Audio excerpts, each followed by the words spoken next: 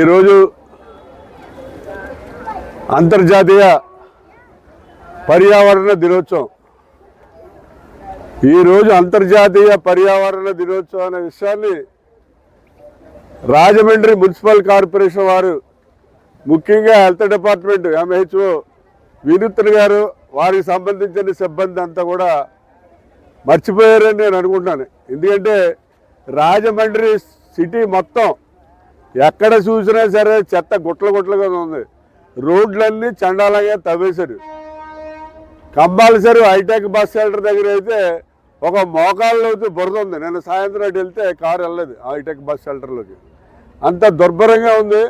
మరి ఈవేళ అంతర్జాతీయ పర్యావరణ దినోత్సవాన్ని కూడా క్లీన్గా ఉంచకపోతే ఉంటుంది రాజమండ్రి కార్పొరేషన్ యొక్క దౌర్భాగ్యం అని చెప్పాలి.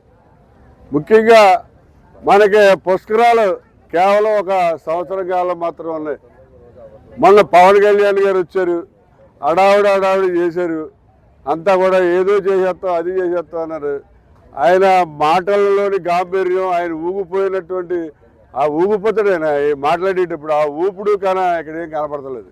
ఎందుకంటే ఇప్పుడు మీరు చూశారు గోదావరి పుష్కరాలు రేవు అంటే చాలా రాజమండ్రికే ప్రసిద్ధమైనటువంటి రేవు, ఎక్కువ మంది స్నానాలు చేసేటువంటి రేవు.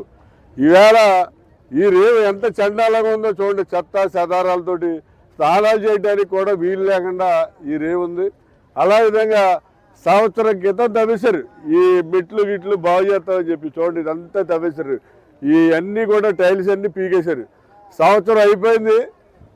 ఎలా ఉందంటే ఎక్కడ ఉన్న గొంగలు అక్కడే ఉంది, కదిలికేమీ లేదు. మరి పుష్కరాలు వెళ్ళిపోయినా ఎలా ఉంటుందా అనేది చెప్పలేం. పుష్కరాలకు కూడా ఇలాగ ఉండొచ్చు బహుశా. ఎందుకంటే నేను అనుకోవడం ఏంటంటే పోయిన పుష్కరాలకే చంద్రబాబు నాయుడు గారు వస్తే 27 మంది చచ్చిపోయారు. అందరూ తెలిసి పుష్కరాల రేవులలో చచ్చిపోయారు. 29 అండి, పోలేండి 2 అటు ఇటు వదలండి కానీ చచ్చిపోయారు. ఇప్పుడు జనం రాకుండా ఉండాలంటే ఏం చేయాలి? కంతకాలు తవ్వినట్టు ఈ రేవు అంతా శుభ్రంగా తవ్వేసి చండాలంగా ఉంచితే అప్పుడు చంద్రబాబు నాయుడు వచ్చి ఒకటే స్నానం చేస్తాడు. ఎవరు స్నానాలకు రారు. ఎందుకంటే ఇంత చండాలంగా ఉన్న రేవులోకి ఎవడొస్తాడంటే స్నానాలు చేయడానికి?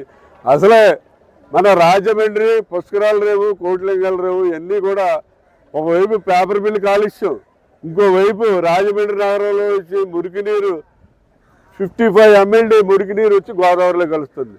అది కాకుండా కాతేరు దగ్గర ఈ మన సెప్టిక్ ట్యాంకుల్లో వచ్చే 100 సెప్టిక్ ట్యాంకుల మలమూత్రాలు కోటిలింగాల పుష్కరాల రేవు కంటే ముందు కాతేరు ఇసుకరాముల దగ్గర కలుస్తున్నాయి. ఇవన్నీ వచ్చి కలిసిపోతున్నాయి.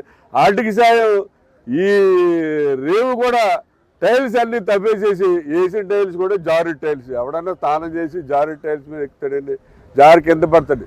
చచ్చిపోయినా తలకాయ మాత్రం గ్యారంటీకి బద్దలవుద్ది. అటువంటి టైల్స్ వేసేసి ఇది ఒక చండాలంగా తయారు చేయాలి పుష్కరాలని అనే ఉద్దేశంతో తయారు చేస్తున్నారు. మరి ఈవేళ రాజమహేంద్రి మహిళా జూనియర్ డిగ్రీ పీజీ కాలేజీ విద్యార్థులు అందరూ వచ్చి మరి ఇక్కడ పుష్కరాల రేవులు అంతా క్లీన్ చేయడం జరుగుతుంది. మీరు అందరూ కూడా ఈ రేవు శుభ్రత అంతా కూడా మీరు ఏ రకంగా శుభ్రం చేస్తారో చూశారు.